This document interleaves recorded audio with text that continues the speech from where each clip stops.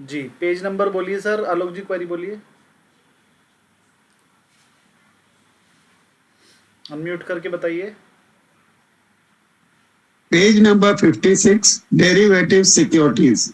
Page number 56 से पहले अगर किसी की क्वेरी हो तो वो भी बोल दे, वरना हम 56 तो पढ़ा ही देंगे।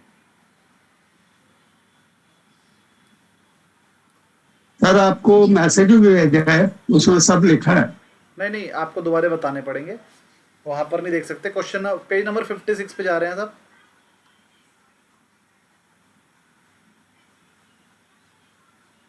पेज नंबर 56 पे बताइए क्या क्वेरी है। जी बताइए।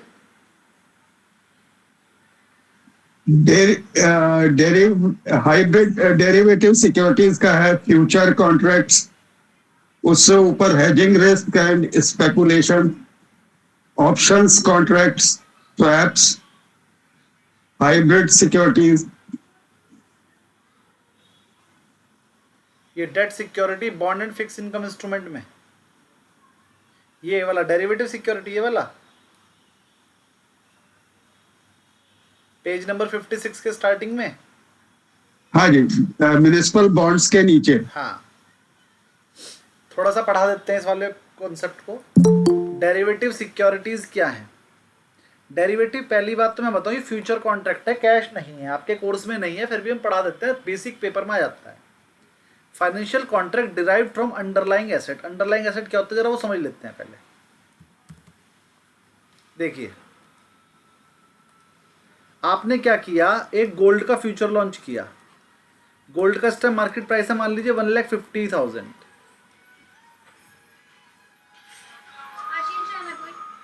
उनसे को क्लास में है, आपसे बात करेंगे 2 घंटे बाद। तो गोल्ड का कॉन्ट्रैक्ट प्राइस अभी 1,50,000 मार्केट में रेट है, लेकिन फ्यूचर में हम लोग खरीद बेच रहे हैं। फ्यूचर का मतलब क्या है भाई, 31 अप्रैल को खरीदने वाला खरीद लेगा और बेचने वाला बेचने की डिलीवरी देगा।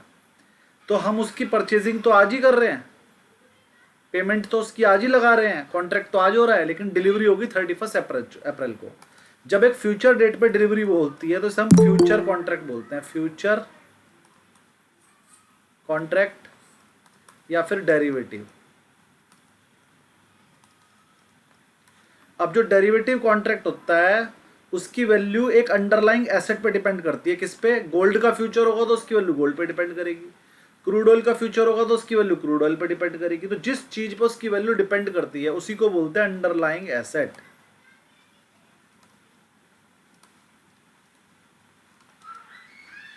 इस फ्यूचर को खरीदने के लिए हमारे को कुछ मार्जिन देना पड़ता है। जैसे आपने कहा मैं 10 ग्राम गोल्ड खरीद रहा हूं, लेकिन डिलीवरी तो उसकी 31 अप्रैल को मिलेगी, तो अभी आपको पूरे 1.5 लाख देने की जरूरत नहीं है। 10 ग्राम 1.5 लाख का है, अभी आप सिर्फ 30,000 रुपये दोगे। 30,000 रुपये जो दिया आपने से क्या बोलते हैं? मार्जिन। आप 30,000 की सिक्योरिटी दोगे जिसे हम बोलते हैं मार्जिन, और 1,50,000 का लॉट आपका हो गया, मतलब 10 ग्राम गोल्ड के आप मालिक हो गए हो। अब आपको 31 तारीख को बचे हुए 1,20,000 देने पड़ेंगे और आपको 10 ग्राम गोल्ड मिल जाएगा, या फिर 31 अप्रैल से पहले पहले आप इसे बेच देना तो आपको कुछ नहीं देना। 30th होगा सर, 30th अप्रैल होगा। हाँ चलिए, वो तो एक ही बात है, 30 अप्रैल तक। अब मान लीजिए कुछ दिन बाद इस 1,50,000 वाले रेट का रेट 1,55,000 हो जाता है, तो आपने उसे 30,000 दे के भले ही, लेकिन 1,50,000 में खरीदा था। अब जैसे ही 1,55 होगा आपने उसे सेल कर दिया, तो सेल करने पे 5,000 का प्रॉफिट आपको मिल जाएगा, और 30,000 जो आपने शुरू में दिए थे वो भी आपको वापस मिल जाएंगे। तो टोटल 35,000 रुपये आपके हो गए इस केस में।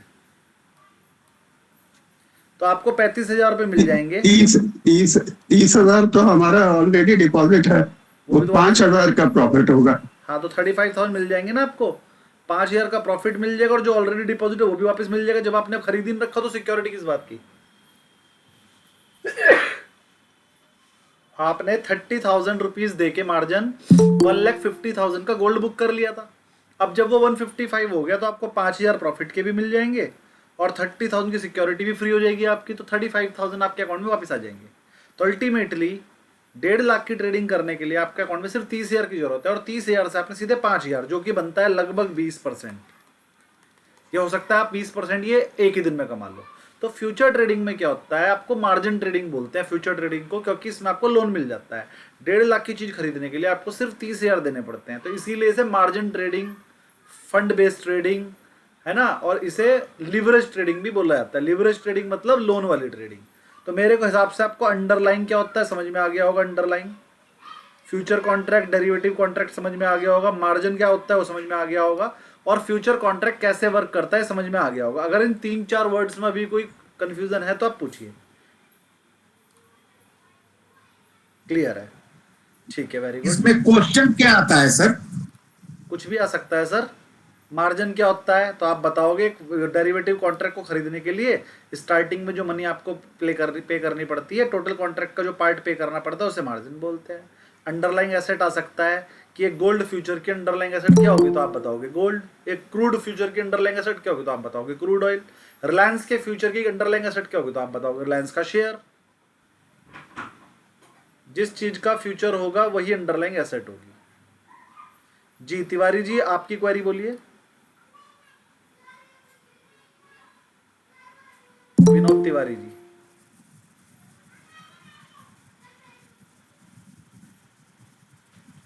विनोद तिवारी जी, आपकी क्वेरी बोलिए सर। एक डिस्टर्ब कर सकता हूँ? एक मिनट, पहले तिवारी जी ये को क्वेरी लेने दीजिए। जी तिवारी जी। तिवारी जी, आपकी आवाज हमें नहीं आ रही है, लेकिन आपका म्यूट खुला हुआ है। अब आ रही है आवाज? अब आई, अब आवाज आ रही है? अब आई है सर NSDL और CDSL के बारे में बताओ। मतलब क्या है ये? हाँ जी। देखिए, NSDL और CDSL दो गवर्नमेंट कंपनीज हैं। गवर्नमेंट कंपनीज का मतलब आपको मैं पहले ही बता चुका हूँ। गवर्नमेंट कंपनी का मतलब ये नहीं होता गवर्नमेंट की कंपनी है। उसमें 50% of the share are held by the government, और गवर्नमेंट अपना स्टेक धीरे धीरे घटा रही है। कुछ टाइम बाद ये गवर्नमेंट कंपनी नहीं रहेंगी। NSDL की फुल फॉर्म है नेशनल सिक्योरिटी डिपॉजिटरी लिमिटेड। एक ही डिपॉजिटरी है। डिपॉजिटरी क्या होती है? आपके शेयर जो डीमेट फॉर्म में है आपके पास, उनका रिकॉर्ड रखने वाली संस्था को डिपॉजिटरी बोलते हैं। उसका काम सिर्फ रिकॉर्ड रखना है। आपने बेच दिए तो आपके डीमेट में से निकल जाएंगे शेयर, जिसने खरीदे होंगे उसके पास चले जाएंगे। तो एक सेंट्रल डिपॉजिटरी है। जैसे BSE और NSE स्टॉक एक्सचेंज दो है, उनका काम वो ना तो कुछ शेयर खरीदते ना बेचते, वो सिर्फ रिकॉर्ड रखते हैं किसने खरीदा किसने बेचा। आपको एक प्लेटफॉर्म प्रोवाइड करते हैं, ट्रेडिंग प्लेटफॉर्म, उसी को बोलते हैं NSE और BSE।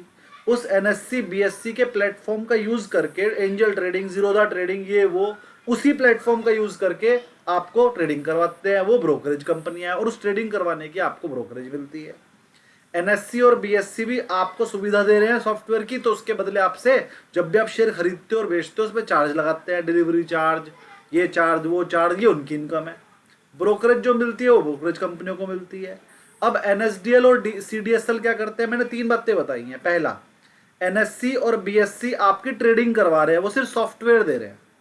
सॉफ्टवेयर दिया और आपको ट्रेडिंग करवाई। उसके बाद एंजल और जीरोधा ने अपना ट्रेडिंग प्लेटफॉर्म दिया कि आप बिड डाल सके, कैंसिल कर सके, और सारा हिसाब रखवाया। और इन दोनों के बीच में एक समन्वय का काम करता है NSDL और CDSL। वो डिपॉजिटरीज हैं। एंजल वालों ने खरीदवाया आपको शेयर, तो NSDL को एंजल वाले बताएंगे आज हमने इतने शेयर इस बंदे को खरीदवाए, तो एंजल वाले जब अपनी रिपोर्ट भेजेंगे NSDL के पास, NSDL उसे अपने डीमैट में डाल देगा। जब बेचेंगे तो वो भी उसमें डाल देगा। इसमें NSE और BSE का कोई लेना देना नहीं है। NSE और BSE ने तो एक सॉफ्टवेयर प्रोवाइड किया जहां पर एंजल वाले भी अपना ऑर्डर डाल सकते हैं, और भैया जीरोधा वाले भी डाल सकते हैं, सब डाल सकते हैं। तो एक बेसिक प्लेटफॉर्म जो दिया वो NSE BSE ने दिया, जिसे हम स्टॉक एक्सचेंज बोलते हैं। ब्रोकरेजेस ने आपको ट्रेडिंग फैसिलिटी दी जिससे कि आप ट्रेड कर सके, और आपको मार्जिन फंडिंग दी, पैसे लगवाए और पूरा रिस्क लिया। कल को अगर आप पैसे ना दो, किसी वजह से कोई नुकसान हो जाए, तो सारा का सारा जिम्मा ब्रोकरेज कंपनियों ने ले लिया। फिर जो बंदे कैश में ट्रेडिंग करते हैं उनका कैश वाला लेजर संभालने का जिम्मा लिया NSDL और CDSL ने, कि आप कैश में जो भी ट्रेडिंग करोगे, जो भी खरीदोगे बेचोगे, उसका रजिस्टर मैं बनाऊंगा। किसी के बंदे के पास कितने शेयर है, कौन किसका क्या मालिक है, उसका रजिस्टर बनाने वाली संस्था 2 ही है अभी, और गवर्नमेंट ने अप्रूव आज तक 2 को ही करा है। उनमें पहला नाम आता है NSDL, national security depository limited. फिर थोड़े दिनों बाद जब गवर्नमेंट को लगा कि एक संस्था का सॉफ्टवेयर तो खराब भी हो सकता है, तो 2 संस्थाएं होनी चाहिए, तो उन्होंने एक और रजिस्ट्रेशन दे दिया CDSL, central depository security limited बिल्कुल सेम है, जैसे एक एनएससी था तो एक बीएससी बन गया, ऐसी एक एनएसडीएल था तो एक सीडीएसएल बन गया। अभी तक दो ही कंपनियां हैं जो शेयर्स को डिपॉजिटरी हैं, वो दो ही कंपनियां हैं, दोनों डिपॉजिटरी हैं। डिपॉजिटरी का मतलब वो आपके शेयर्स का भी ध्यान रखती है। अब जब आप म्यूचुअल फंड खरीदते हो तो वो भी आपके डीमैट में डल सकते हैं, तो वहां पर भी सीडीएसएल और एनएसडीएल का काम आ जाता है, वो आपके म्यूचुअल फंड को भी डीमैट करती है। फिर एक कंपनी और आई camps, CAMS, computer age management system, ये भी एक डिपॉजिटरी है। लेकिन जो कैम्स है वो सिक्योरिटीज की डिपॉजिटरी नहीं है, वो म्यूचुअल फंड का ट्रेडिंग प्लेटफॉर्म आपको देती है, म्यूचुअल फंड खरीदने बेचने में हेल्प करती है, जैसे एनएससी और बीएससी। ऐसे ही म्यूचुअल फंड अगर आपको रिडीम करने हैं तो आप कैम्स के थ्रू कर सकते हो, और पूरा का पूरा आपका जो डिपॉजिटरी वाला काम करते हैं, किसने कितने म्यूचुअल फंड ले रखे हैं किस कंपनी में, वो कैम्स हैंडल करता है, सीडीएसएल भी करता है। तो यहाँ पर दो हैं, सीडीएसएल और कैम्स।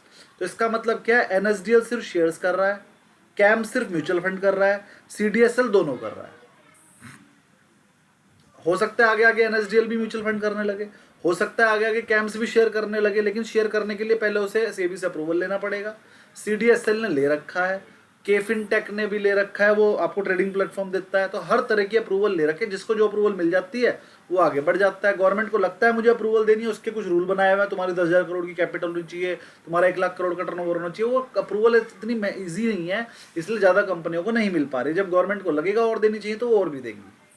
तो मेरे हिसाब से आपको एनएसडीएल और सीडीएसएल क्लियर हो गया होगा। Very good. विद्यार्थी जी आपकी क्वेरी बोलिए। मैंने सीएसडीएल और एनएसडीएल एक तरह से स्टोर कीपर का काम करता है सर, बेसिकली। डिपॉजिटरी का मतलब यही है, आपने म्यूचुअल फंड में जी, भी पढ़ा है, डिपॉजिटरी मतलब जो रिकॉर्ड कीपिंग करता हो। जी जी जी जी। तो उसमें जो आप बोल रहे थे सर, इसको कैम्स डिपॉजिटरी, वो तो सिर्फ म्यूचुअल फंड का है। यही बताया है नहीं, आप उसको बोल रहे थे वो शेयर भी ये करता है। मैंने बताया, सीडीएसएल करता है शेयर्स और म्यूचुअल फंड दोनों, एनएसडीएल करता है सिर्फ शेयर्स और कैम्स करता है सिर्फ म्यूचुअल फंड। लेकिन वो म्यूचुअल फंड जो डीमेट वाला होगा वही करता होगा सर। कौन?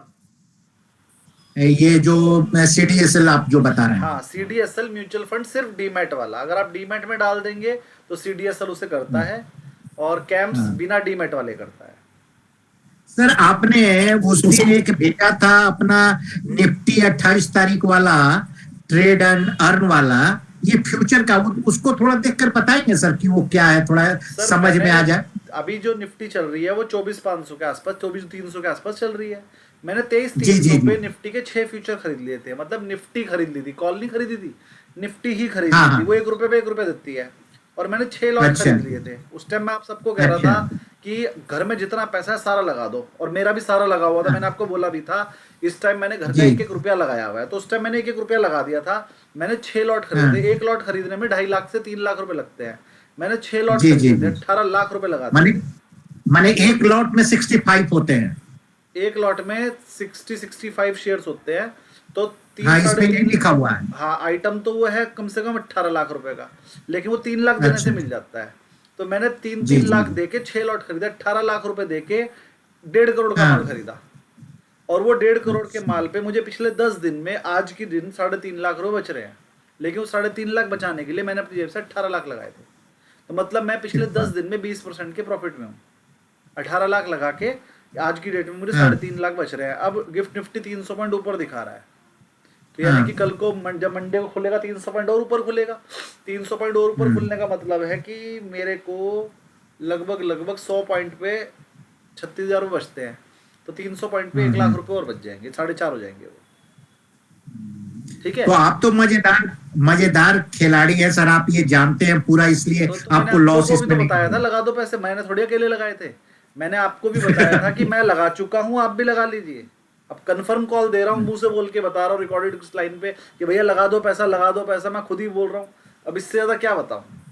जब मैं कंफर्म था तभी तो बताया आपको कि लगा दो पैसा, और नहीं, आगे से जब आप ऐसा करेंगे तो करेंगे सर। हाँ, तो मैं तो बता ही देता हूँ पहले ही, जब मुझे पता है, इतने सालों से पढ़ा रहा हूँ, इतने सालों से ट्रेड कर रहा हूँ, इतना तो पता लग ही जाता है कब क्या होगा। इस बार मुझे कंफर्म था, मैंने आपसे कहा भी था कि मार्केट जितना नीचे जाना था चला गया, और भी 5-7% गिर सकता था, मैं तैयार था उसके लिए पहले ही। लेकिन मार्केट बढ़ना ही मैंने आपको बता दिया था कि मार्केट अब गिरेगा नहीं, गिरेगा भी तो बहुत जल्दी बढ़ेगा, ये मैं बता चुका था। और अभी भी कुछ नहीं कह सकते क्या हो जाए, क्या पता 10-15 दिन बाद आपको फिर नीचे मिल जाए, तो लगा लेना दोबारा। लेकिन अब जो लेवल गिर कर मिलेंगे उस पर लगाने का टाइम, क्योंकि झगड़ा रुक सर गया। आपके जितना कॉन्फिडेंस आने के लिए समय लगेगा सर थोड़ा सा हमें। एक्सपीरियंस से आता है, पढ़ाई से नहीं आएगी ये नॉलेज आपको। पढ़ाई से आपको बेसिक आएगा, लेकिन वो बेसिक को आप एक्सपीरियंस जोड़ोगे तो बेसिक आना चाहिए, तो एक्सपीरियंस से आपको नॉलेज तो आई जाएगी। लेकिन आप सोचो बस मैं एक्सपीरियंस ही ले लूँ, बेसिक पता ही ना हो, तो कभी कुछ नहीं होगा। जो बेसिक है वो बेसिक तो होना ही चाहिए, बेसिक के बाद आपको सब समझ में आ जाएगा।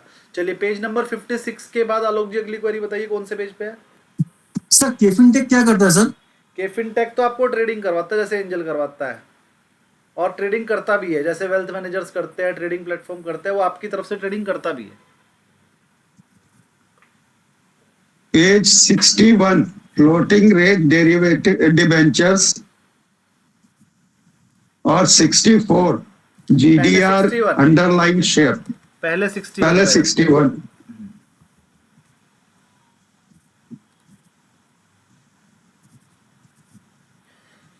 पेज नंबर 61 पे आपने मुझे बताया derivative,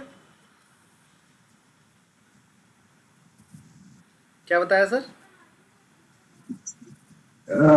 floating rate debentures. Floating rate debenture मैंने कल समझाया था।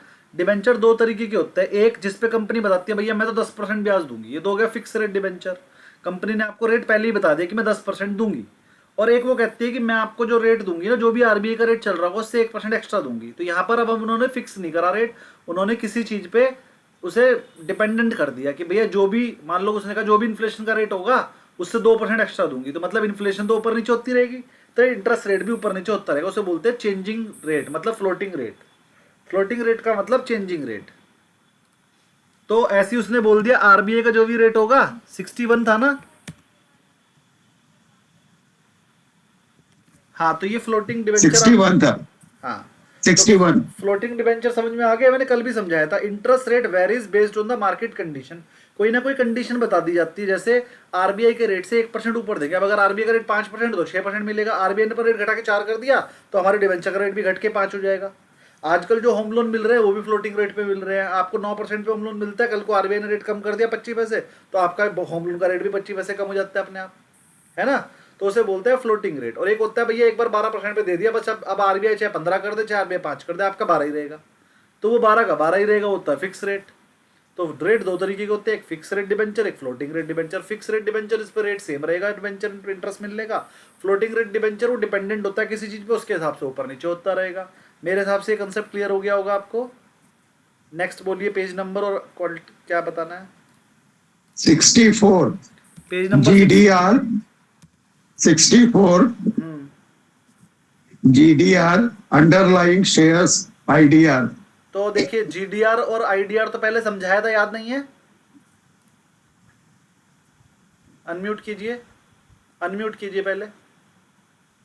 इंडियन कंपनीज जो है शेयर्स इशू करती हैं बाहर की वो कंट्रीज में, IDR में हो, बाहर की कंट्रीज में। देखिए अगर कंपनी ने, इंडिया की कंपनी ने अमेरिका में शेयर इशू करा तो वो एडीआर इशू करेगी, अमेरिकन डिपॉजिट रिसिप्ट, क्योंकि अमेरिका में तो एडीआर बिकेगा। और बाहर की कंपनी अगर इंडिया में इशू करेगी तो वो होगा आईडीआर, क्योंकि इंडिया में तो आईडीआर बिकेगा। ठीक। और अगर हमारे को America, Taiwan, Nepal, China, Bhutan, Paris सब जगह बेचना है तो फिर हम एक ऐसा, फिर हम अलग अलग कंट्री में अलग अलग डीआर नहीं इशू करेंगे। अमेरिका में अमेरिकन डिपॉजिट रिसिप्ट, ईरान में ईरान डिपॉजिट, अलग अलग नहीं करेंगे, फिर हम ग्लोबल डिपॉजिट रिसिप्ट इशू करवाएंगे और वो हर एक कंट्री में ट्रेडेबल हो जाएगी। तो ये 3 चीजें मैं बता चुका हूँ, आईडीआर, एडीआर और जीडीआर। अब अंडरलाइंग एसेट मैं आज बता चुका हूँ। अगर मान लीजिए आपने जीडीआर इशू करवाया तो रिलायंस का जीडीआर होगा तो उसमें अंडरलाइंग एसेट क्या होगी? रिलायंस का शेयर। अगर वो इन्फोसिस का जीडीआर होगा या एडीआर होगा तो उसमें अंडरलाइंग एसेट क्या होगी? इन्फोसिस का शेयर। तो मेरे हिसाब से ये कंसेप्ट आपको क्लियर हो गया होगा। नेक्स्ट क्वेरी बोलिए। नेक्स्ट क्वेरी है सर पेज 75। पेज 75। बीच में अगर किसी और की क्वेरी हो तो हैंड रेज कर लेगा। बताइए जी कि यहाँ पर क्या है? इसमें सब क्वेश्चन 3, 4, 8 पहले और 3 10। देखते हैं। क्वेश्चन है which of the following instrument represent a hybrid security. Hybrid security वो होती है कि सर वो डेट भी है और कुछ टाइम बाद इक्विटी बन जाएगी। मतलब डेट और इक्विटी दो चीजों के, उसमें हाइब्रिड का मतलब ये होता है कि इसमें 2 तरह के गुण हैं। तो देखिए इक्विटी शेयर तो खाली इक्विटी शेयर है, तो ये तो हाइब्रिड नहीं है। कन्वर्टेबल डिबेंचर, डिबेंचर अभी तो डिबेंचर है, बाद में कन्वर्ट होकर इक्विटी शेयर बन जाएगा, यही है इसका आंसर। ट्रेजरी बिल खाली बॉन्ड होता है, प्रेफरेंस शेयर खाली प्रेफरेंस, तो यही इसका आंसर हो गया। हाइब्रिड सिक्योरिटी का मतलब सर आज तो वो डेट है कल को इक्विटी बन जाएगी, या फिर वो आज तो इक्विटी है कल को डेट बन जाएगा, उसे बोलते हैं हाइब्रिड सिक्योरिटी। मेरे हिसाब से question number 3 clear. Question number 4। Derivatives derived their value from underlying asset, ये भी मैंने समझाया ही है कि डेरिवेटिव की अपनी वैल्यू कहाँ से निकलती है, उसके अंडरलाइंग एसेट से, ये उसे बेंचमार्क भी बोलते हैं। देखिए अगर हम कह रहे हैं कि गोल्ड का फ्यूचर की वैल्यू कहाँ से पता चलेगी, मतलब गोल्ड का फ्यूचर अपनी वैल्यू कहाँ से लाता है भाई, गोल्ड से। अगर गोल्ड का रेट गिरेगा तो गोल्ड का फ्यूचर का रेट भी गिरेगा, गोल्ड का रेट बढ़ेगा तो फ्यूचर का रेट भी बढ़ेगा, चलता तो सेम ही है ना, बस उसकी डिलीवरी 30 दिन बाद है, रेट तो सेम चलते हैं बिल्कुल, चाहे कैश में ले लो चाहे फ्यूचर में ले लो। क्वेश्चन नंबर 8 इसके बाद में सब एक और है, ये intrinsic value of the derivative itself. देखिए इंट्रिंसिक वैल्यू, जब हम गोल्ड खरीदते हैं कैश में, ध्यान समझिएगा, जब हम कैश में गोल्ड खरीद रहे हैं तो मान लीजिए 1,50,000 है, लेकिन वही गोल्ड जब हम फ्यूचर में खरीदते हैं तो 1,55,000 में मिलता है, कुछ ना कुछ प्रीमियम जरूर मिलता है। इसमें इसकी अपनी वैल्यू तो है 1,50,000, जो अपनी वैल्यू होती है उसे बोलते हैं इंट्रिंसिक वैल्यू, और जो एक्स्ट्रा वैल्यू हम पे करते हैं अगर वो एक्स्ट्रा है तो उसे प्रीमियम बोलते हैं। कभी कभी 1,50 की चीज 1,45 में भी मिलती है तो उसे डिस्काउंट बोल देते हैं। मतलब फ्यूचर कभी कभी प्रीमियम पे चलता है, कभी कभी डिस्काउंट पे चलता है, तो वो प्रीमियम या डिस्काउंट कहलाता है, लेकिन इंट्रिंसिक वैल्यू वही है जो उसकी कैश में वैल्यू। एक एग्जांपल और, BHEL कंपनी का कैश में जो रेट है वो 250 रुपये था, लेकिन जब इसके फ्यूचर को देखा तो 252 था, तो इसमें इंट्रिंसिक वैल्यू है 250, 2 रुपये है प्रीमियम। क्लियर। किसी भी कंपनी में आप फ्यूचर की वैल्यू देखोगे तो थोड़ी ज़्यादा मिलेगी, वो जो ज़्यादा वैल्यू मिलती है वो प्रीमियम है, लेकिन साल में कभी 2-4 बार ऐसा भी हो जाता है कि कभी कभी डिस्काउंट पे भी मिलने लगता है फ्यूचर। उसके रीज़न होते हैं बहुत सारे। क्या रीज़न होते हैं, कंपनी में कोई बहुत बड़ी गड़बड़ हुई, हमें पता लग गया कि अब उसका फैसला आने वाला है, तो फ्यूचर में क्या है, लोग सट्टेबाजी करते हैं, तो जिनको लग रहा है भैया फैसला उनके विरोध में आएगा वो कम रेट पे बेचते हैं, जिनको लग रहा है फैसला अपने उसमें आएगा तो ज़्यादा पे बेचते हैं, तो कभी कभी वो डिस्काउंट पे भी ट्रेड करने लगता है, क्योंकि फ्यूचर क्या है, एक डेरिवेटिव मार्केट है, फ्यूचर क्या है, एक सट्टेबाज मार्केट है, वो अपने एक्चुअल रेट पे वर्क नहीं करती, वो 2-4-5 रुपये ऊपर नीचे वर्क कर सकती है। अगर बेचने वाले ज़्यादा है तो डिस्काउंट पे आ जाएगी, खरीदने वाले ज़्यादा तो प्रीमियम पे आ जाएगी। लेकिन जैसे उस केस का सोल्यूशन आएगा, अगर सोल्यूशन पॉजिटिव आया होगा तो अपना प्रीमियम पे आ जाएगा, अगर सोल्यूशन बेकार आया तो अपना गिरने पे आ जाएगा। तो ये मार्केट है, ये ऊपर नीचे हो सकती है, लेकिन इंट्रिंसिक वैल्यू का मतलब होता है उसकी कैश की वैल्यू। तिवारी जी आपकी क्वेरी बोलिए।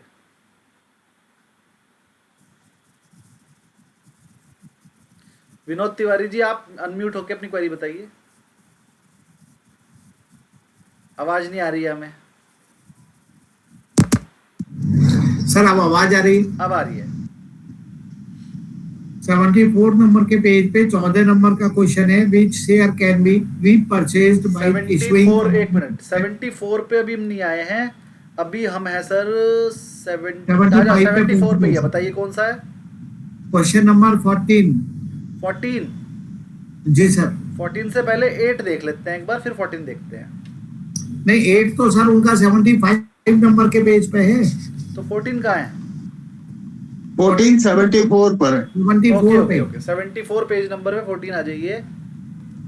विच shares can be repurchase by the issuing company. देखिए पहले मेरी एक कंपनी थी ABC limited, ABC limited company ने अपने शेयर इशू करे।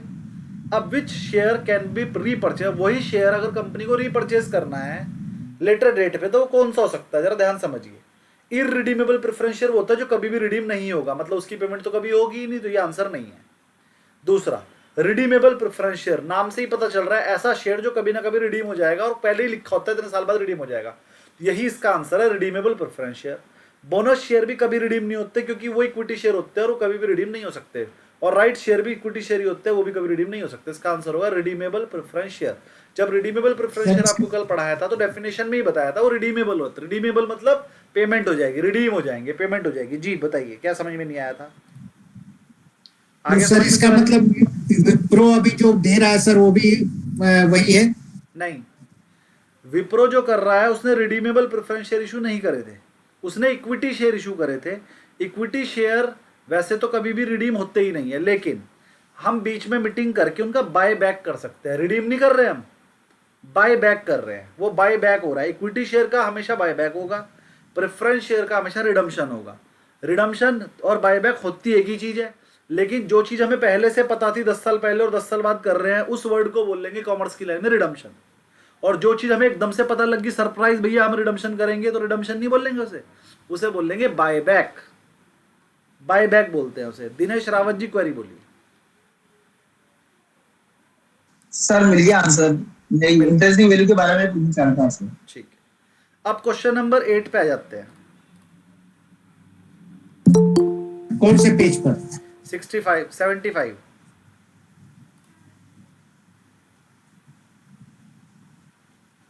The role of depository in security market, इति कर रहे हैं जी। हाँ 8 वही है।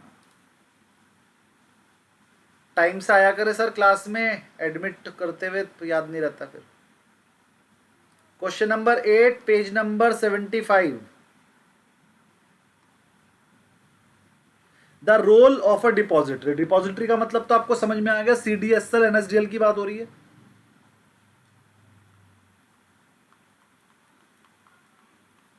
The role of the depository in the security market क्या है बताओ?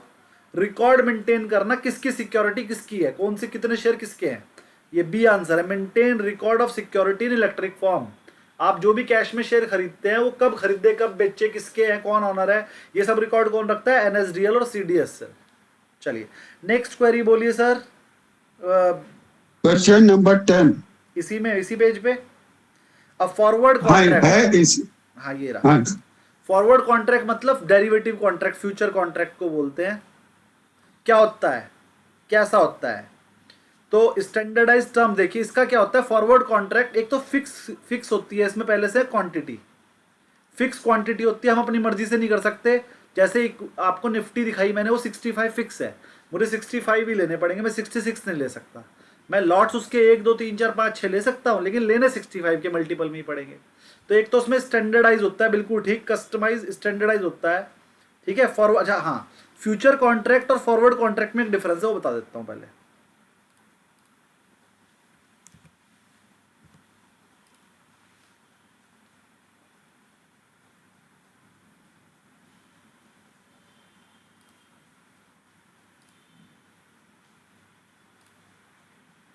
फ्यूचर कॉन्ट्रैक्ट और फॉरवर्ड कॉन्ट्रैक्ट में छोटा सा डिफरेंस है। पहले फ्यूचर कॉन्ट्रैक्ट समझाते हैं, जो भी थोड़ी देर पहले समझाया था, डेरिवेटिव कॉन्ट्रैक्ट। डेरिवेटिव कॉन्ट्रैक्ट और फ्यूचर कॉन्ट्रैक्ट बिल्कुल सेम है, जो भी थोड़ी देर पहले बताया। सर गोल्ड 1,50,000 का चल रहा है, लेकिन हमें 30 दिन बाद डिलीवरी देनी है, तो हमने उसका फ्यूचर खरीद लिया, तो उसे डेरिवेटिव कॉन्ट्रैक्ट भी बोलते हैं, फ्यूचर कॉन्ट्रैक्ट भी बोलते हैं। इनकी एक स्टैंडर्डाइज टर्म्स होती है कि आपको 10 ग्राम ही खरीदना पड़ेगा, 1 ग्राम तो गोल्ड खरीद ही नहीं सकते। 10 ग्राम का उसका पहले से सीबी ने सिक्योरिटी फिक्स कर रखी है, 10 ग्राम की ही ट्रेडिंग हो रही है। 10 ग्राम की हो रही है, 100 ग्राम की हो रही है, 1 किलो की हो रही है, लेकिन वो स्टैंडर्डाइज है। तो स्टैंडर्डाइज फिक्स क्वांटिटी होती है, स्टैंडर्डाइज तरीका होता है, लिस्टेड एक्सचेंज होता है, रेगुलेटेड एक्सचेंज होता है। इसे बोलते हैं फॉरवर्ड, उसे बोलते हैं फ्यूचर कॉन्ट्रैक्ट या डेरिवेटिव कॉन्ट्रैक्ट। अब फ्यूचर कॉन्ट्रैक्ट से पहले जो कॉन्ट्रैक्ट हुआ करता था उसे बोलते हैं फॉरवर्ड कॉन्ट्रैक्ट। फॉरवर्ड कॉन्ट्रैक्ट क्या होता था? जो पहले चला करते थे या आज भी चलते हैं। हम मान लीजिए एक चावल वाले के पास गए, चावल वाले से कहा सर 1 महीने बाद ना मेरी बेटी की शादी है, तो मेरे 100 किलो चावल बुक कर लो, ये लो 10,000 रुपये एडवांस, बाकी मैं आ जाऊंगा 1 महीने बाद पैसे लेकर ले लूंगा। अब इस कॉन्ट्रैक्ट में क्या हुआ, क्वांटिटी आपने अपने आप से डिसाइड की है कि 100 किलो लेंगे, आपने डेट अपने आप से डिसाइड करिए कि मैं 10 दिन बाद लूंगा। इसमें डेट भी पहले से फिक्स होती है, महीने की लास्ट डेट का जो भी लास्ट थर्सडे होता है उसी दिन की डेट फिक्स होती है फ्यूचर में। लेकिन जो फॉरवर्ड कॉन्ट्रैक्ट होता है ये रजिस्टर्ड भी नहीं है कहीं से कोई। जब हम आपस में कोई कॉन्ट्रैक्ट बना लेते हैं जो फ्यूचर डेट पे ही है, अंडरलाइंग एसेट भी है, सब कुछ सेम है, लेकिन ये कॉन्ट्रैक्ट हमने बनाया, तो इसे बोलते हैं फॉरवर्ड कॉन्ट्रैक्ट। तो फॉरवर्ड कॉन्ट्रैक्ट और डेरिवेटिव कॉन्ट्रैक्ट में छोटा सा डिफरेंस क्या है, वहां पर वो रेगुलेटेड होता है और ये रेगुलेटेड नहीं होता। इसमें क्वांटिटी, डेट, सब कुछ हम आपस में फिक्स करते हैं। अब करते हैं वाला क्वेश्चन, यहाँ पर इसने फॉरवर्ड पूछा है, तो फॉरवर्ड कॉन्ट्रैक्ट का आंसर हो जाएगा, देखो standardise terms and trading on exchange. तो फ्यूचर कॉन्ट्रैक्ट डेरिवेटिव कॉन्ट्रैक्ट होता है, फॉरवर्ड तो होता नहीं है। अगला कस्टमाइज टर्म्स होती है, कस्टमाइज मतलब जो हमने खुद बनाई हो। अगर यहाँ लिखा होता स्टैंडर्डाइज, स्टैंडर्डाइज का मतलब होता है जो पहले से बनी हुई हो अपने आप। कस्टमाइज मतलब जो हमने बनाई, कस्टमाइज हमने कस्टम की, हमने बनाई। कस्टमाइज टर्म होती है, ओवर द काउंटर ट्रेडिंग होती है, और ओवर द काउंटर हमने आपस में बनाई होती है। इमीडिएट सेटलमेंट इसका भी नहीं होता, इसका भी महीने बाद ही होता है, और गवर्नमेंट बैकिंग तो बिल्कुल नहीं होती। इसका आंसर होगा बी। मेरे हिसाब से सबको बड़े अच्छे से क्लियर हुआ होगा, बढ़िया क्लियर हो गया ना। जी दिनेश रावत जी, आपकी क्वेरी बोलिए अगर कोई हो तो। नहीं है, बोलिए। सर आपकी वॉइस वॉइस अटक गई है कस्टमाइज के अंदर। कस्टमाइज का मतलब होता है कि हमने खुद बनाया, और स्टैंडर्डाइज का मतलब होता है जो सबके लिए बना हुआ स्टैंडर्ड एक। तो जो स्टैंडर्डाइज कॉन्ट्रैक्ट होते हैं, जो कॉन्ट्रैक्ट सेबी ने फिक्स किए हैं, वो सबको हम डेरिवेटिव या फ्यूचर कॉन्ट्रैक्ट बोलते हैं। और जो हम खुद करते हैं उसको हम कस्टमाइज कॉन्ट्रैक्ट या फॉरवर्ड कॉन्ट्रैक्ट बोलते हैं। ये फॉरवर्ड कॉन्ट्रैक्ट नाम याद कर लीजिए, पेपर में फॉरवर्ड कॉन्ट्रैक्ट आएगा और आप आंसर फ्यूचर के हिसाब से दे आओगे। फॉरवर्ड कॉन्ट्रैक्ट वो जो हमने बनाए, फ्यूचर या फिर डेरिवेटिव कॉन्ट्रैक्ट वो जो सेबी ने बना कर दिए, स्टैंडर्डाइज होते हैं वो। और जो फॉरवर्ड होते हैं वो कस्टमाइज होते हैं। चलिए अगली क्वेरी बोलिए सर आलोक बंसल जी। सर ये मोर प्रैक्टिस क्वेश्चंस जो हैं ये नहीं समझ आ रहे थे। मोर प्रैक्टिस क्वेश्चन जो चैप्टर के बाद, इसी सेकंड चैप्टर के बाद ही हैं। हाँ हाँ, ये 76 पेज पर ही हैं, अब शुरू हो रहे हैं 1 से लेके काफी सारे। क्वेश्चन नंबर बोलिए। मतलब ये समझ में नहीं आए 1 से ही। तो सर क्यों नहीं समझ में आया ये बताइए ना, कौन सा किया आपने जो समझ में नहीं आया, मैं बता दूंगा वही। पहला वाला पहला बताऊं? स्टॉक, हाँ चलिए। इसके 2-3 क्वेश्चंस करा देंगे तो नहीं, थोड़ा नहीं, आइडिया बिल्कुल, लग जाएगा। बिल्कुल मैं 8-10 क्वेश्चन करा देता हूं। अगर किसी ने मोर प्रैक्टिस क्वेश्चन और किए हैं तो अपनी क्वेरी ले सकते हैं, क्योंकि हमने कहा था ये सारे क्वेश्चन आपको आज तक करके लाने थे। आज हम सेकंड चैप्टर की क्वेरी लेने के बाद थर्ड चैप्टर पढ़ाएंगे। तो अगर औरों ने भी करे हो तो अपनी क्वेरी बोल सकते हैं। मैं स्टार्टिंग के 5 क्वेश्चन तो करा ही रहा हूँ, 5 के बाद अगर किसी ने कुछ किया है और उसकी क्वेरी है तो वो बता देगा, वरना हम थर्ड चैप्टर पढ़ाएंगे। सेकंड चैप्टर के लिए हम आपको 2 दिन और दे रहे हैं, सैटरडे संडे, और अब मंडे को क्लास होगी तो मंडे को हम सेकंड चैप्टर की प्रॉब्लम ले लेंगे। कोई नहीं करेगा तो हम छोड़ देंगे, थर्ड चैप्टर हम कराएंगे। तो अभी मैं 5 क्वेश्चन करा रहा हूँ, उसके बाद हम थर्ड चैप्टर थोड़ा सा पढ़ेंगे, बड़ा बढ़िया चैप्टर है।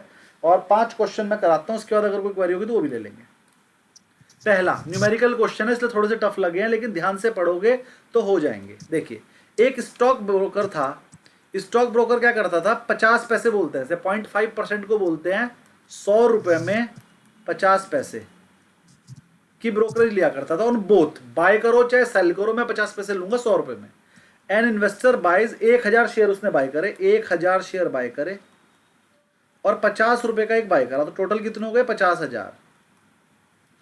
अब जब वो 50 पैसे 100 पे लेता था तो हम इसे कैसे करेंगे, इंटू 0.5 डिवाइड बाई 100 कर देंगे, तो हमारा आंसर निकल कर आएगा। यानी कि 50 पैसे 100 को हम 5 रुपए 1000 पे भी बोल सकते हैं, यानी कि 50,000 इंटू 5 डिवाइडेड बाई 1000। कैसे आया ये, मैंने जब ये पॉइंट हटाया तो यहाँ जीरो बढ़ गई।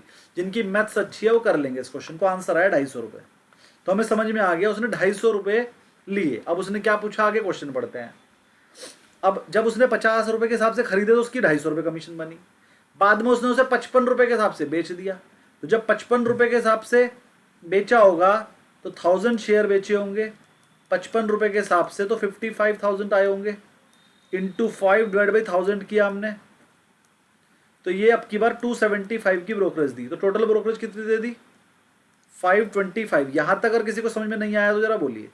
525 की ब्रोकरेज उसने दे दी, एक बार 250 दी, एक बार 275 दी। यहां तक सबको समझ में आ गया कि उसने 525 की ब्रोकरेज दी है, समझ में आ गया अच्छे सबको? किसी को नहीं समझ में आया तो एक बार हैंड रेज कीजिए। जी रावत जी, दिनेश रावत जी, नहीं आया? हाँ सर। क्या समझ में नहीं आया दिनेश जी जी? सर नहीं आ पाया थोड़ा सा। नहीं आया, दोबारा बता देते हैं। देखिए क्वेश्चन लिखा हुआ है, उसने जब बाय किया तो 1000 शेयर 50 रुपए के हिसाब से बाय करे, 50,000 रुपए गए उसकी जेब से, प्लस ब्रोकरेज यहां लिख रहा हूं 250 रुपये ब्रोकरेज गई। कैसे सर, 50,000 पे आधा परसेंट, 1% कितना हुआ, 500, तो 1/2% कितना होगा, 250। रावत जी यहां तक क्लियर? डन सर, हाँ यहाँ तक क्लियर। डन। तो 50,000 तो आपने एक दिए और 250 रुपये एक दिए, इसलिए मैंने उसके आगे भी माइनस लिख दिया। अब सेलिंग पे आ जाओ। अब जब उसे सेलिंग करी तो 1000 शेयर 55 रुपये के हिसाब से बेच दिए, तो 55,000 तो उसके पास आए। लेकिन अब फिर से उसने ब्रोकरेज दी 55,000 पे 0.5% यानी आधा परसेंट, तो 550 डिवाइड बाई 2, 275। यहां तक भी क्लियर हो गया? तो Yes, sir. उसके पास 55,000 तो आए। अब नेट प्रॉफिट बता रहा हूँ, नेट प्रॉफिट देखो 55,000 आए, उसमें से 50,000 पहले ही चले गए थे खरीदते हुए, 5,000 का प्रॉफिट हुआ। लेकिन उस 5,000 में से 250 रुपये की ब्रोकरेज एक और 275 की एक, यानी कि 5,000 का जो प्रॉफिट हुआ था उसमें से 525 की ब्रोकरेज दे दी। वो दोनों चीज लेस करके आया 4,475 का प्रॉफिट। ये भी समझ में आ गया? हाँ सर, ठीक है, हुआ है सर। अभी आगे बताते हैं। अब उसने अगर क्वेश्चन में पूछा होता टोटल ब्रोकरेज कितनी थी तो आप आंसर बताओगे 525, दोनों ब्रोकरेज ऐड करके। अगर क्वेश्चन में पूछा है प्रॉफिट कितना दिया तो आप बताओगे 4,475, लेकिन उसने दोनों ही चीजें नहीं पूछी, तीसरी चीज पूछी है। वो क्या है? उसने पूछा है कि what is the total commission paid, ये तो हमने बता दिया 525, and the net profit after commission, ये भी हमने बता दिया 4,475। और अब अगर इसने पूछा होता परसेंटेज में बताओ प्रॉफिट, तो जब भी परसेंटेज में प्रॉफिट बताना हो तो वो हमेशा कॉस्ट पे निकलता है। अब अगर इसका प्रॉफिट परसेंटेज भी बताना हो तो वो ऐसे निकलेगा। तीसरी चीज भी मैं बता रहा हूँ, क्वेश्चन में तो पूछी नहीं है लेकिन मैं बता रहा हूँ। परसेंटेज निकालनी हो तो 4,475 का प्रॉफिट हुआ, 50,000 लगा सर दिया। स्क्रीन नहीं दिख रही, स्क्रीन नहीं दिख रही आपकी। बाकी सबको दिख रही है? नहीं किसी को सर, नहीं आ रहा है, नहीं दिख रही, नहीं। स्क्रीन नहीं दिख नहीं रहा नहीं है। तो नहीं आज की दिख पूरी रही। क्लास, आज की पूरी क्लास आप लोगों ने बिना स्क्रीन के कर ली। हाँ हाँ हाँ, अरे तो बताया क्यों नहीं? मुझे लग रहा है आप लोगों हमको को लगा स्क्रीन कि- दिख रही है।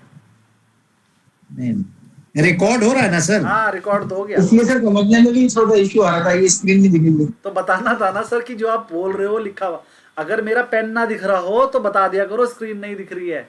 मैंने तो पेन चला रहा हूं, मैं तो कोई बात नहीं, रिकॉर्डिंग में सब आ जाएगा। और आगे से बता दिया करे, जब भी मैं कुछ समझाता हूं मैं कभी भी बोलकर नहीं समझाता हूं, मैं स्क्रीन पर ही समझाता हूं। मेरे समझाने में स्क्रीन जरूर दिखनी चाहिए आपको, ठीक है? चलिए आगे बढ़ते हैं थोड़ा सा ही वाले पे। अब दोबारा ये देखिए, ये स्क्रीन बनाई हुई मेरी।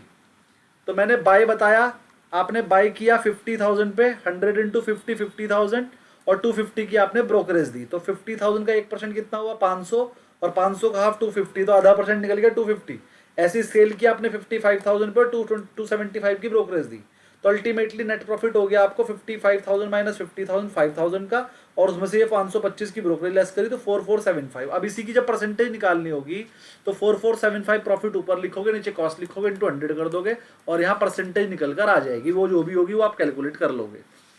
8 पॉइंट समथिंग परसेंट आएगा, 8.95%।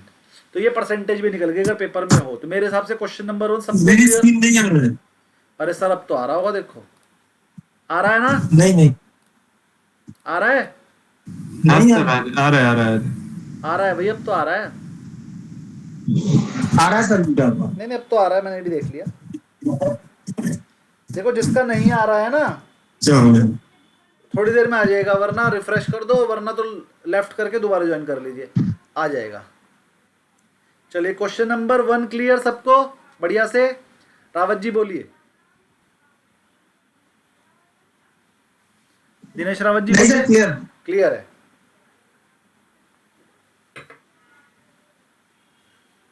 राधा जी बोलिए। नहीं सर, कुछ भी नहीं, स्क्रीन दिखाई नहीं दे रहा था।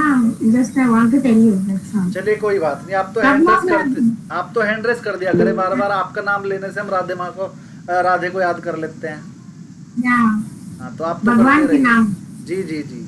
एक हमारे बैच में, पिछले में बैच में राम जी थे, तो राम प्रसाद जी, तो हम उनका नाम लेते थे। मैं कहता था आप तो बार बार बुलवा लिया करो आपका नाम, 2-4 पुण्य हो जाएंगे। ठीक है जी, चलिए आगे बढ़ते हैं क्वेश्चन नंबर 2 पे। वो भी देखिए सारे इजी हैं, मैंने कुछ नया नहीं बताया। परचेज सेल तो आप भी कर लोगे, इजी क्वेश्चन था, बस करने में थोड़ी सी दिक्कत आ रही थी। क्वेश्चन नंबर 2 देखते हैं। एक कंपनी ने 1 लाख न्यू शेयर इशू किए 100 each in an IPO.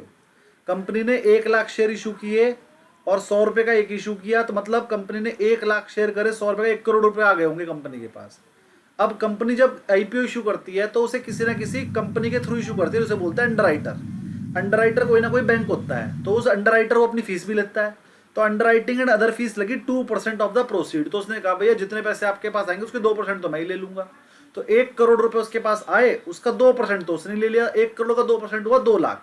2 lakh उसने ले लिया। क्वेश्चन क्या पूछा था? How much capital does the company raise net of fees?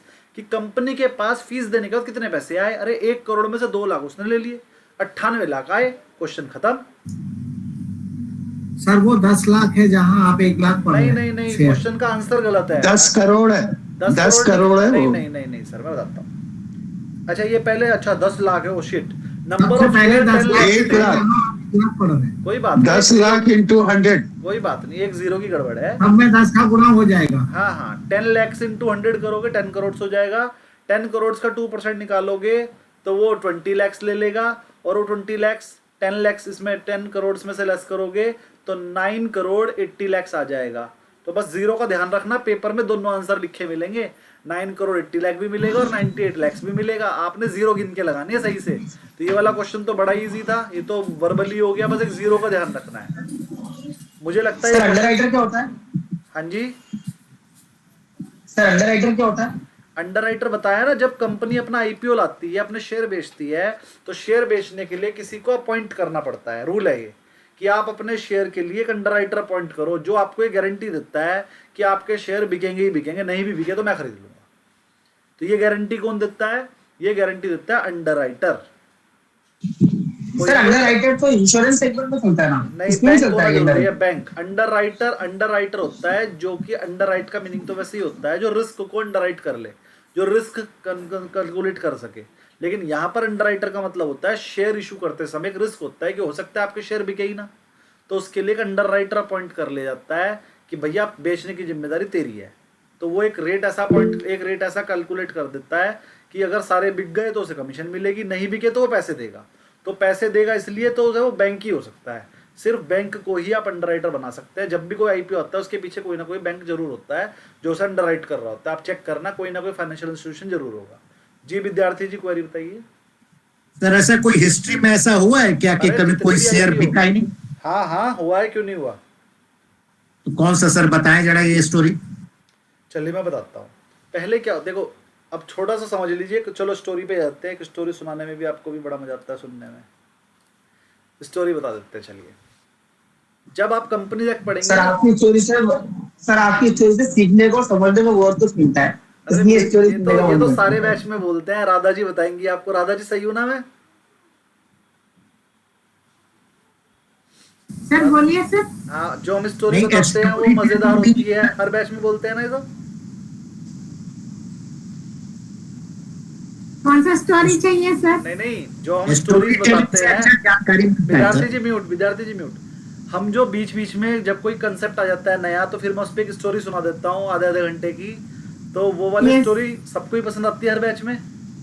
Yes sir, हाँ, तो मैं यही बहुत बता अच्छा रहा था। समझ में आता है, हाँ, सबके सब बहुत कहते हैं अच्छा मुझे। समझ में आता है। लेकिन ये स्टोरी सुनाने का नुकसान ये है कि जो कोर्स में 30 क्लासेस में पूरा कर सकता हूँ, फिर वो 35-40 क्लासेस में पूरा होता है, क्योंकि स्टोरी सुनाने के चक्कर में कोर्स आगे बढ़ता ही नहीं है। लेकिन हाँ, ये है कि आप लोगों की नॉलेज इतनी ज़्यादा हो जाती है, आउट ऑफ कोर्स होता है सारा स्टोरी। अब जो स्टोरी बताने वाला है कोर्स में तो है नहीं, लेकिन मैं बताऊंगा तो यहाँ से आपको बहुत सारी चीज़ क्लियर हो जाएंगी, ऐसी चीज़ें, ऐसी नॉलेज हो जाएगी जो किसी को भी नहीं है। अब आपको होने वाली है। चलिए स्टार्ट करते हैं। अंडरराइटिंग पे एक स्टोरी है असली। जब हम अंडरराइटिंग करते हैं तो सेबी का रूल ये है कि भैया आपको जब मन करे आप अपनी कंपनी का आईपीओ ला सकते हैं। आईपीओ लाने का रूल क्या है? कुछ रूल्स हैं। आपकी कंपनी को पिछले 5 साल से कोई लॉस ना हुआ हो, आपकी कैपिटल प्लस में चल रही हो, आपके रिजर्व एंड सरप्लस अच्छे हों, आपकी कंपनी का जो शेयर आप इशू कर रहे हो, आईपीओ ला रहे हो, वो स्टार्टिंग में आप बहुत बड़े लेवल का नहीं ला सकते, ठीक है। बहुत ज़्यादा डिस्काउंट पे तो ला ही नहीं सकते। प्रीमियम पे कितने मर्जी ला सकते हो, प्रीमियम अनलिमिटेड हो सकता है, डिस्काउंट मैक्सिमम 10% हो सकता है आपकी पार वैल्यू का। ये सब रूल्स लिख लिया आपने, वेरी गुड। इसके बाद अब चलिए, एक आदमी का प्रॉफिट भी बढ़िया था 5 साल से, अब वो आईपीओ ले आया। अब सेबी ने ये भी कह रखा है कि अगर आप आईपीओ लाए, मान लो 100 करोड़ का आईपीओ, तो लोग आपको सब्सक्राइब करेंगे। अगर आपका 90% सब्सक्रिप्शन हो गया, आप 100 करोड़ का लाए थे, 90 करोड़ लोगों ने सब्सक्राइब कर लिया आपको, अगर 90% सब्सक्राइब हो गया तो उसे बोलते हैं अंडर सब्सक्राइब। लेकिन वो वैलिड है, 90% तक हो गया तो वो वैलिड है। आप 90% लोगों से पैसा लोगे और बचे हुए शेयर्स की कोई दिक्कत नहीं है, वो आप कैसे भी कर सकते हो। आप चाहो तो किसी को बेच दो, चाहो तो 90% का ही रहने दो। अगर 90% पैसा आ गया तो उसे अंडर सब्सक्राइब बोलेंगे, लेकिन वो सब्सक्रिप्शन वैलिड हो जाएगा और आप उन्हें शेयर दे दोगे, शेयर अलॉट कर दोगे। लेकिन अगर मान लो 89% शेयर के पैसे आए तो आपको सारे के सारे पैसे 90 दिन के अंदर वापस करने पड़ेंगे। आप उस 89% लोगों का पैसा अपने पास नहीं रख पाओगे। 89% अगर पैसा आया तो सारा का सारा 89% लोगों का पैसा आपको वापस करना पड़ेगा 90 डेज में। और अगर 90 डेज से आप लेट हुए तो आपको 15% पर ईयर के हिसाब से उसको उतने दिन का इंटरेस्ट देना पड़ेगा जितने देर आप होंगे। तो लेट भी नहीं होना है और पैसे सारे वापस कर देना। दूसरा, एक कंपनी जो अपने आईपीओ में एक बार फेल हो जाएगी, जो अंडर सब्सक्राइब हो जाएगी, फिर अगले 5 साल तक वो आईपीओ नहीं ला पाएगी। मतलब दूसरा मौका नहीं मिलेगा उसे 5 साल तक फिर। तो इसलिए अब पहले क्या होता था, लोग आईपीओ लाते थे और वो वेस्ट हो जाते थे। तो सेबी भी ये कहती थी कि इससे ना लोगों के मन में ना डाउट हो रहा है कि जो कंपनी आईपीओ लाती है 90 दिन हमारा पैसा रख लेती है, 120 दिन में 90 दिन में हमारा पैसा वापस आता है, फायदा कुछ होता नहीं, तो लोग आईपीओ में पैसे ही नहीं लगाते थे। तो फिर सेबी ने एक रूल बनाया कि बिना अंडर राइटर के अब आप आईपीओ ला ही नहीं पाओगे। और जैसे अंडर राइटर आ गया, अंडर राइटर की लाइबिलिटी होती है कि अगर कल को आईपीओ का अंडर सब्सक्रिप्शन हुआ तो बचे हुए पैसे वो अंडर राइटर देके उसे फुल सब्सक्राइब कर देगा। तो अब ये अंडर सब्सक्रिप्शन का कंसेप्ट ही खत्म हो गया। अब तो अंडर सब्सक्राइब कुछ हो ही नहीं सकता। हर कंपनी को आईपीओ लाने से पहले एक अंडर राइटर रखना पड़ता है। अंडर राइटर ये गारंटी देता है कि अगर इस कंपनी को सब्सक्रिप्शन ना मिला तो सारे के सारे शेयर मैं खरीद लूंगा। अंडर राइटर कौन बन सकता है? सिर्फ और सिर्फ फाइनेंशियल इंस्टीट्यूशन या बैंक बन सकते हैं। ठीक है, तो इसलिए अब ये कंसेप्ट ही खत्म हो गया कि भैया अंडर सब्सक्राइब हो गया, अंडर सब्सक्राइब होगा ही नहीं। जी क्वेरी बोलिए दिनेश रावत जी। सर बैंक ये अंडर राइटर को क्या फायदा कि भाई वो पूरा पैसा देकर उसको ओवर सब्सक्राइब करवाए, उसको क्या फायदा होगा? कमीशन मिलता है 2% टोटल का।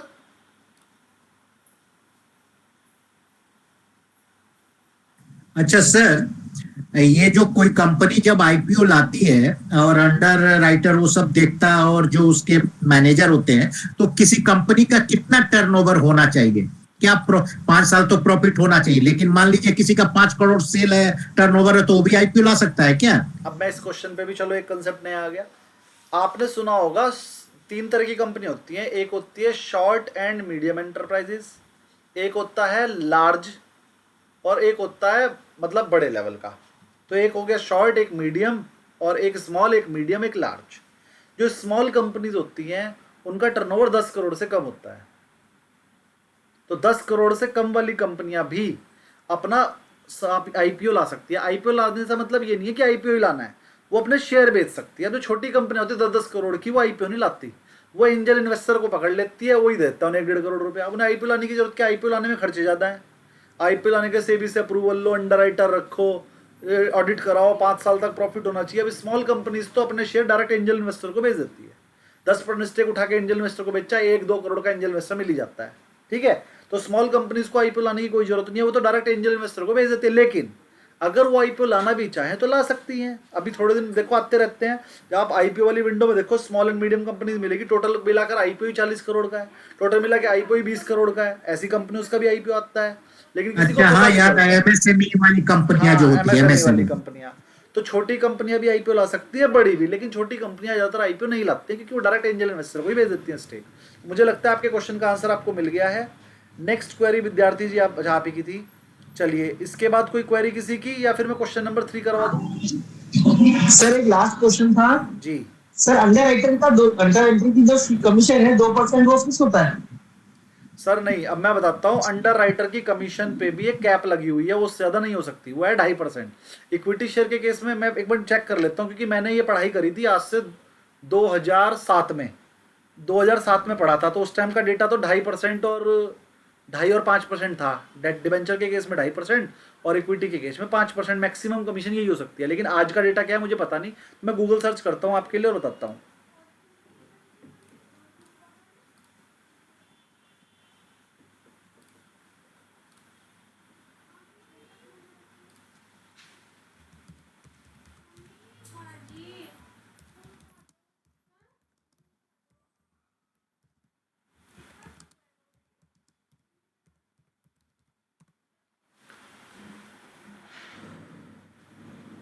वही है, देखो अंडर राइटर की कमीशन शेयर्स पे 2.5% हो सकती है मैक्सिमम, और एक बार डिबेंचर पे भी देख लेते हैं।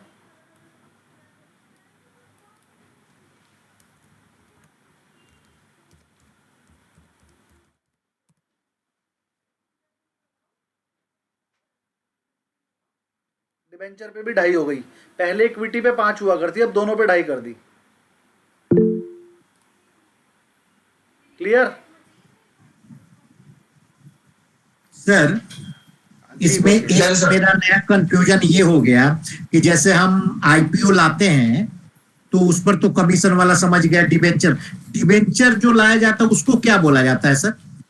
जब डिबेंचर लाते हैं तो डिबेंचर सेल बोला जाता है, बॉन्ड सेल, डिबेंचर सेल। आपने मार्केट से अगर कर्जा उठाना है, इक्विटी शेयर ना बेच के डिबेंचर बेच के भी तो उठा सकते हो ना, तो उसे बोला जाता है डिबेंचर सेल। डिबेंचर का इशू निकलता है, आप ही तो बिकवाते हो सेंट्रल सिटी के थ्रू। अच्छा अच्छा के बॉन्ड्स नहीं आते, आप बिकवाते नहीं हो। हाँ समझ गए समझ गए। मतलब रोज कर रहे हो ये काम और पता नहीं। अच्छा मुथूट कंपनी वाला जो अभी आया है 9.15 वाला, ठीक हाँ ठीक वो है डिबेंचर। यार पढ़ाते मिनट ये ले जाओ। क्वेश्चन नंबर 3,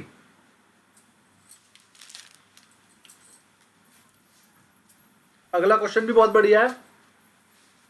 एक आईपीओ आया कंपनी का, उसने 1 लाख शेयर इशू करे, लेकिन एप्लीकेशन आ गई 3 लाख की। ओवर सब्सक्राइब बोलते हैं इसे, जब ज्यादा एप्लीकेशन आ जाए तो ओवर सब्सक्रिप्शन हो जाता है। फिर उसने प्रोपोर्शनेटली दे दिया। प्रोपोर्शनेटली मतलब जिसने 100 शेयर, जिसने 3 शेयर अप्लाई करे तो उसे 1 दे दिया। तो how many share does an investor receive if they applied for 150? अगर उसने 150 के लिए अप्लाई करा होगा तो उसे कितने मिलेंगे? अरे भैया जब 3 गुना सब्सक्रिप्शन आए हैं, और प्रोराटा का मतलब होता है कि भाई 3 वालों को, 3 लाख वालों को 1 लाख दे दिए, तो 150 वालों को कितने मिले होंगे? 150 वालों को भी 1/13 50 शेयर मिले होंगे। भाई जब हर 3 वाले को 1 मिल रहा है तो 150 वाले को तो 50 ही मिलेंगे ना। इजी है। किसी को क्वेरी नहीं समझ में आया हो तो बोलिए। सर ये आईपीओ अलॉट कैसे होता है? आईपीओ अलॉट कैसे होता है? कंपनी शेयर इशू करने के लिए आप बोलती है, आप लोग पैसे देते हो। कंपनी 15 दिन की विंडो रखती है, भाई 15 दिन में जिसको भी देने हैं पैसे दे दो। आप 15 दिन तक रोज रोज थोड़े थोड़े थोड़े सब पैसे लगा देते हो। फिर 15वें दिन जब उसकी लिस्टिंग का दिन होता है, पहले वो बंद हो जाता है। मान लो 20 तारीख तक कहा था पैसे देने के लिए, तो 20 तक वो पैसे लेती है। फिर एक डेट होती है 30 को मैं इसकी लिस्टिंग करूंगी, तो 20 तारीख को देखती है कितने पैसे आए। अब 1 लाख शेयर इशू करे थे, पैसे आ गए 3 लाख के, तो वो क्या करती है? प्रोराटा बेसिस पे अपलोड कर देती है। भाई जिसने 3 अप्लाई कर तो उसे 1 दे देती है, बाकी पैसे वापस कर देती है। तो पैसे वापस करने के बाद कंपनी भाई 1 लाख शेयर के बदले 1 लाख शेयर के पैसे रह जाते हैं। फिर उसकी लिस्टिंग होती है 30 तारीख को। जब 30 तारीख को लिस्टिंग होती है, उससे पहले वो आपके डीमैट अकाउंट में ट्रांसफर कर देती है कंपनी। फिर जब 30 तारीख को लिस्टिंग होती है, आपकी मर्जी, रखो या बेचना है आपने। क्लियर? मतलब सर ये सर अलॉट कैसे होता है ये आईपीओ? अलॉट कैसे होता है? मैं क्वेश्चन ही नहीं समझ पा रहा आपका क्या है। सर जैसे आईपीओ के अंदर इन्वेस्टमेंट करते हैं तो लॉटरी खुलती है, तो लॉटरी किस तरीके से खुलती है सर ये? लॉटरी मतलब अलाउड अरे इनके पास पहले डीमेट अकाउंट है कि नहीं इनके पास, दिनेश जी के पास? हाँ बिल्कुल है डीमैट अकाउंट मेरे पास। तो एक आधा आईपीओ भी सब्सक्राइब करो। सर करके देखा है तभी नहीं मिला, इसलिए पूछ रहा हूँ। अच्छा, आपका क्वेश्चन अब समझ में आया कि सर ये मुझे क्यों नहीं मिल पाता, ये पूछना चाह रहे हैं। अब मैं बताता हूँ क्या। Yes sir yes. आपने अपना आईपीओ अप्लाई किया। आईपीओ अप्लाई करने के बाद आपने वो अप्लाई जो भी अप्लाई करा वो हमेशा ओवर सब्सक्राइब हुआ। ओवर सब्सक्राइब मतलब 1 लाख शेयर कंपनी ने मांगे, 100 लाख मिल गए, 100 गुना मिल गया, ओवर सब्सक्राइब हो गया। अब क्या होगा भाई? मिलेगा तो एक को ही। अरे भाई 50 लाख की सब्सक्रिप्शन आ गई, 1 लाख इशू किए, तो 50 लाख में से 1 लाख को मिलेगा और 49 लाख को नहीं मिलेगा। और किस्मत की बात है 49 लाख में आपका नाम आ जाता है हर बार। तो इसमें आप ही नहीं, 49 लाख लोग और भी हैं, सबके नाम ऐसे ही आए हैं। इसमें आपके साथ कुछ गलत नहीं हो रहा है, बस किस्मत खराब चल रही है। वरना मैंने ऐसा भी देखा है, एक बंदे के पास 15,000 थे अकाउंट में, उसने आईपीओ में लगाए पैसे, जिनके अकाउंट में 20-20, 25-25 लाख पड़े तो उन्हें मिला नहीं, वो 15,000 वाले को मिल गया। उसने 15 के 25-30 कर लिए और पैसे विड्रॉ भी कर लिए अगले दिन। कह रहा जी मेरा आईपीओ तो लग गया था, एक तरह से लॉटरी लग गई। तो ये नहीं है कि आईपीओ हमेशा डबल ट्रिपल ही होता है, लेकिन हाँ अगर बहुत बड़ी कंपनी का आईपीओ है, ओवर सब्सक्राइब हो रहा है, तो फिर वो बहुत कम लोगों को ही मिलेगा ना। टोटल शेयर तो नहीं है, वो 50 गुना शेयर आ गए तो भैया 1 गुना को ही तो दे पाएंगे, बाकी 49 गुना को तो पैसे ही वापस करेंगे। चलिए तिवारी जी क्वेरी बोलिए।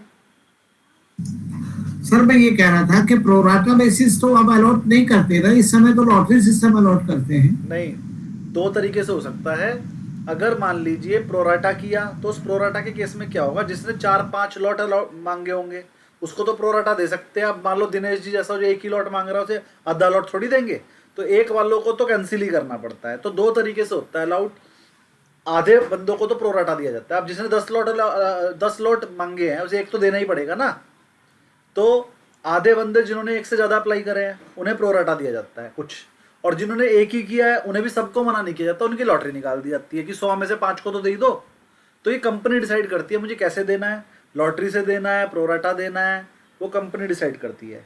मेरे हिसाब से जो बेस्ट तरीका है सर जो हम आजकल जो देख रहे हैं कि कई लॉट के एप्लीकेशन डालने के बाद भी नहीं आता है, तो और कैलकुलेट करके भी देखा गया तो ये नतीजा निकलता है कि प्रोराटा वो यूज नहीं करते, अगर हाँ, प्रोराटा लॉटरी यूज यूज करते करते तो जरूर देते हैं। तो वो क्या करता है कंप्यूटर से ही अपना स्मगल गंबल करके Yes, sir. और या सेटिंग कर ली होगी किसके करने नहीं, हैं सेटिंग तो पॉसिबल नहीं होती है सर, अब डिजिटलाइजेशन है, सेटिंग पॉसिबल नहीं है, लेकिन प्रोराटा अगर होता तो कैलकुलेशन करने के बाद अगर ओवर सब्सक्रिप्शन अच्छा, 3 गुना हुआ है मैं अंदर और क्या हमने बताऊं? 6 नोट मिले हैं तो 2 नोट हमें मिलने चाहिए। अंदर की मैं बताऊं जी किसको देना है और किसको नहीं देना अंडरराइटर के हाथ में होता है, और वो जो कंप्यूटर है ना, कंप्यूटर डिजिटल, वो भी उसके हाथ में होता है। वो लिस्ट बना के वही तैयार करता है किसको दूंगा, तो थोड़ा थोड़ा शायद होता भी होगा। हालांकि मैं रिकॉर्डेड लाइन पे ऐसा नहीं कह रहा हूँ, ऐसा होगा नहीं, ही। लेकिन हम भी इस बात को नहीं मानने वाले हैं, क्योंकि लेकिन हमें लगा कि प्रोराटा नहीं होता है। अब अगर प्रोराटा प्रोराटा तो होता नहीं होता होगा, लॉटरी सिस्टम में कुछ ऊपर नीचे हो लॉटरी सकता सिस्टम है। में तो बाहर हो सकते हैं सर, फिर तो कोई दिक्कत ही नहीं है। हाँ, लॉटरी सिस्टम में कुछ थोड़ा बहुत ऊपर नीचे कर सकते हैं, हाँ, वो तो क्योंकि वो सब अंडरराइटर के हाथ में है और कोई देखने वाला नहीं है उसे।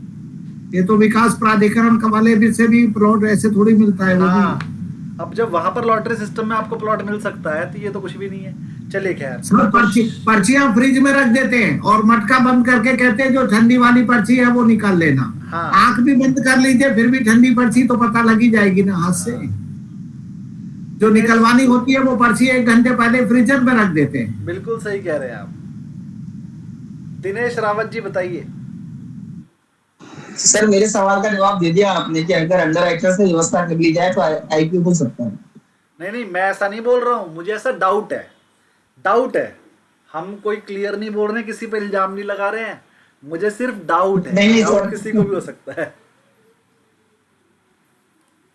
हाँ जी, आगे बढ़ते हैं, 1-2 क्वेश्चन और कराएंगे, और मुझे लगता नहीं थर्ड लेसन शुरू करने देंगे आप, लेकिन मैं करूंगा। एक क्वेश्चन और करा रहा हूँ, फिर एक पैराग्राफ थर्ड का जरूर पढ़ाएंगे। 5th वाला, इन अ शॉर्ट सेल मतलब आपके पास वो शेयर थे नहीं, आपने शॉर्ट सेल कर दी फ्यूचर में। इन्वेस्टर ने 100 शेयर बेच दिए 80 रुपए पे with the margin requirement of 30%, और इसके लिए कंपनी ने उससे 30% की सिक्योरिटी मांगी।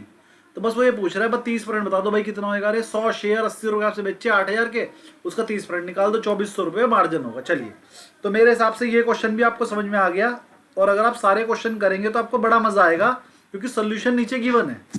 सर 47 हाँ जी, page number 80 47। Page number 80 question number 47 पे आ जाएंगे सब।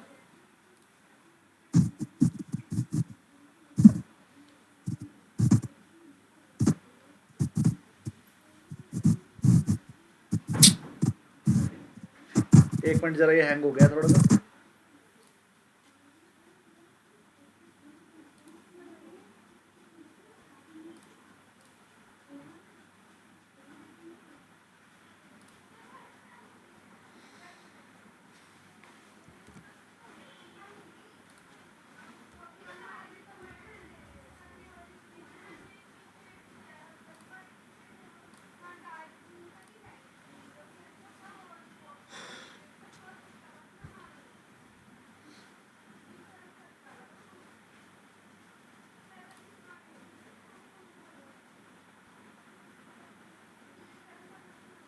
चल गया।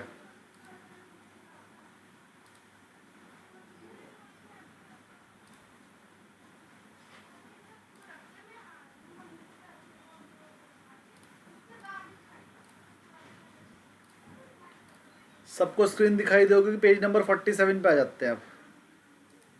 नहीं सर, अभी स्क्रीन नहीं दिखाई दे सर रही। अभी दिखेगी, स्क्रीन नहीं दिखी सर। अभी दिख रही है। अभी दिखेगी।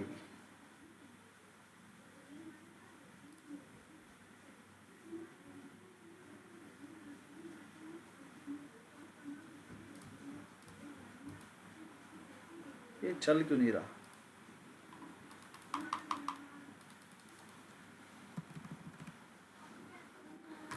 चलिए आज की क्लास ये चलने नहीं देगा।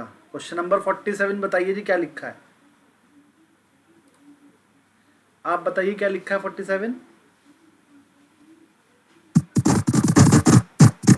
Using the portfolio in 56 with beta is equal to 0.92, risk-free rate 4%, and expected market return 10%. What is the portfolio's expected return ठीक है, under portfolio expected return, CAPM, ये formula Capital out of course Asset है, Pricing Model? समझ गया हूँ। Capital asset pricing model अभी आपको कराया नहीं है, ठीक है, लेकिन चलो करा देते हैं, कितनी देर लगेगी। तो कैपिटल एसेट प्राइसिंग मॉडल में बता देता हूँ, एक फॉर्मूला याद कर लीजिए। ये तो आज चलने ही नहीं दे रहा, कह रहा आज मत पढ़ाओ। चलिए ये वाले क्वेश्चन पे ना गोला लगा लीजिए।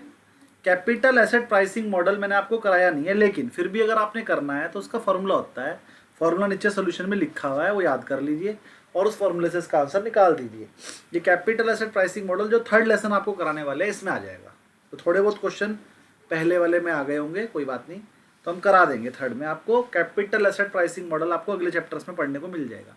बाकी फॉर्मूला याद कर लीजिए, एक फॉर्मूला ही तो है, risk free return plus beta into market return minus risk free return, ये फॉर्मूला है और वो नीचे आंसर में लिखा होगा, तो वहाँ से देखकर आप याद कर लीजिए, आंसर आ जाएगा। बाकी मैं अगले चैप्टर में कराऊंगा, आज खुल नहीं पा रहा, नहीं तो मैं आज ही करा देता। चलिए अब थोड़ा सा आगे बढ़ते हैं। मुझे लगता है कि और तो नहीं पढ़ा पा रहे हैं, लेकिन चलिए आज के लिए इतना ही रखेंगे। और कोई क्वेरी किसी की? सेकंड चैप्टर के क्वेश्चन करके लाने हैं बस आपने। मैं मंडे को सेकंड चैप्टर की प्रॉब्लम लूंगा और अगर प्रॉब्लम कम हुई तो थर्ड चैप्टर भी करा देंगे।